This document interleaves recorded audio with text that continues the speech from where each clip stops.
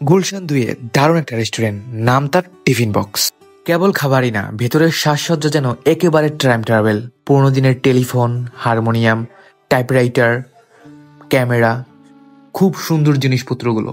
সেই সাথে রয়েছে সাদা কালো আমলের রেডিও আর আলো পলো দিয়ে বানানো লাইট, একেবারে পুরাতন রাজাদের মতো বসার জায়গা। দেয়াল জুড়ে ইতিহাসের গন্ধ, চোখ পড়ে এক একটা গল্প।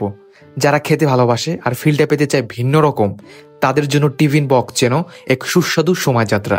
চলুন কি কি অর্ডার করেছিলাম শেয়ার করি। প্রথমে ছিল কলিজা সিঙ্গারা, শাহি জিলাপি, আর ছিল ঝালমুড়ি আর চা আর বাকরখানি, যা ছিল খুবই খুবই অসাধারণ। এখন আমরা টিফিন বক্সের মেনু মানে ফুড ট্রাই করছি। সিঙ্গারা দেখি কেমন লাগে।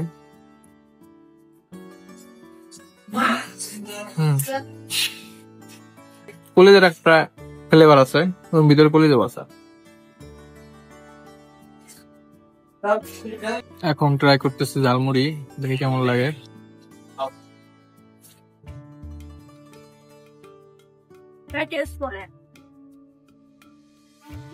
মুড়িটা মশমশা নাই, এমনি এভারেজ বলা যায়। ট্রাই করতেছি এরকম শাহি জিলাপি, এটা টপ নচ। এখন চা খাচ্ছি,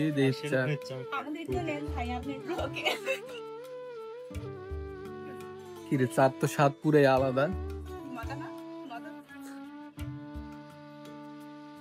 অতটা মজা না। বাকরখানি দিয়ে চা কিরকম লাগে?